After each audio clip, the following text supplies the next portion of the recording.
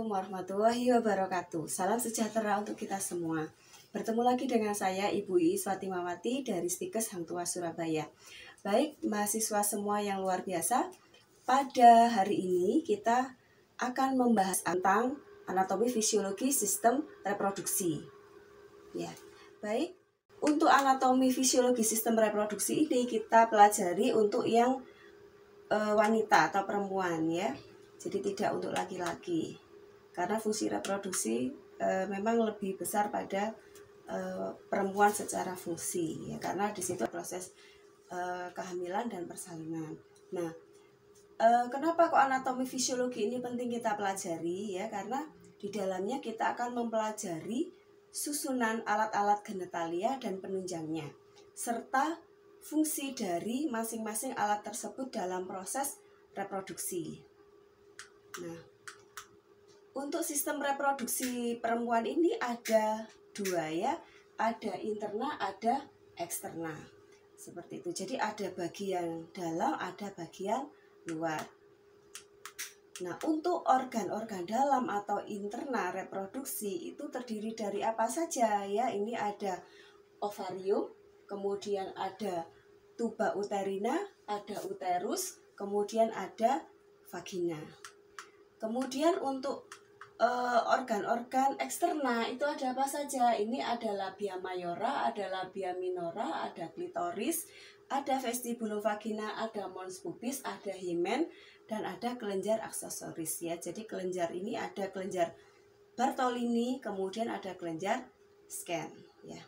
Oke, lanjut ke gambar. Nah, silakan Anda perhatikan gambar-gambar organ reproduksi di sini ya. Di situ sudah sangat jelas ada uterus, ada tuba fallopi. Nah, itu kan sudah jelas sekali. Silakan Anda perhatikan ya. Kemudian kita akan bahas ya. Yang pertama adalah genetalia eksterna dulu ya. Di sini ada gambarnya ya. Untuk genetalia eksterna itu ada apa saja. Jadi untuk bagian luar atau genetalia eksternnya wanita, nah di situ ada sudah ada keterangan gambar ya, ada di mana letaknya labia mayora, labia minora, di mana itu klitoris ya, di mana ada kelenjar aksesoris, di situ ada semua. Silakan Anda perhatikan ya. Kemudian genetalia eksterna. Nah, kita bahas satu-satu secara detail. Yang pertama adalah vestibulum ya. Jadi vestibulum itu apa? Nah, vestibulum itu adalah rongga yang dibatasi ya secara lateral. Lateral itu samping ya. Samping itu dibatasi oleh labia minora. Kemudian secara anterior itu oleh klitoris. Jadi atasnya atau depannya itu adalah klitoris. Kemudian secara dorsal atau belakang itu adalah oleh forset ya. Kemudian di sini di vestibulum ini terdapat dua muara kelenjar ya, yaitu tadi sudah saya jelaskan ada kelenjar Bartolini dan ada kelenjar Skene ya. Kemudian kita lanjut ke mons veneris ya. Mons veneris ini adalah bagian yang menonjol ya. Ini biasa disebut sebagai mons pubis ya. Di sini ada jaringan lemak ya. Jadi ini agak tebal ya, fungsinya memang untuk melindungi dari trauma semacam itu ya. Kemudian ini menutupi simbisis pubis. Dan di mons veneris ini atau mons pubis ini ketika pubertas akan ditumbuhi rambut ya, namanya pubes atau rambut pubis ya. Kemudian kita akan lanjut ke vulva ya. Vulva itu apa? Vulva itu adalah tempat bermuaranya sistem urogenital. Fungsinya untuk apa vulva ya? Yang pertama adalah sebagai indera raba atau sentuhan ya, ini terutama pada fungsi hubungan seksual. Kemudian yang kedua adalah sebagai fungsi kelenjar ya, menghasilkan cairan untuk membasahi atau melicinkan permukaan vulva ya. Kemudian lanjut ke labia mayora ya. Jadi untuk labia mayora ini adalah bentuknya lonjong, menonjol.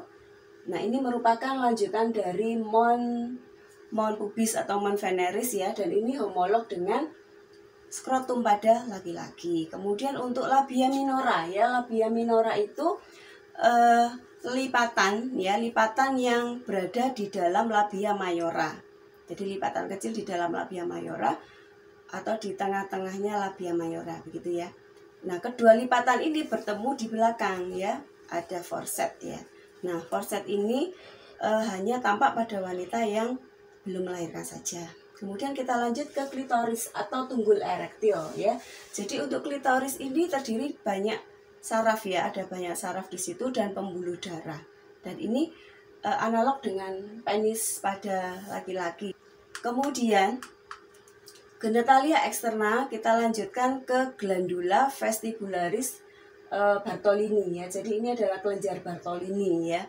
Kelenjar Bartolini ini mengeluarkan sekret mukus ya, terutama pada waktu koitus. Jadi ini akan proses memperlancar ya dari proses koitus. Nah, kemudian lanjut ke himen ya. Pada himen ini himen adalah lapisan tipis menutupi introitus vagina. Himen itu kita sebut sebagai selaput darah ya, atau selaput keperawanan begitu kalau orang awam bilang. Nah, ini secara normal adalah berlubang seujung jari. Jadi kalau ada yang bilang buntu atau tertutup, nah itu adalah salah, itu berarti tidak normal ya.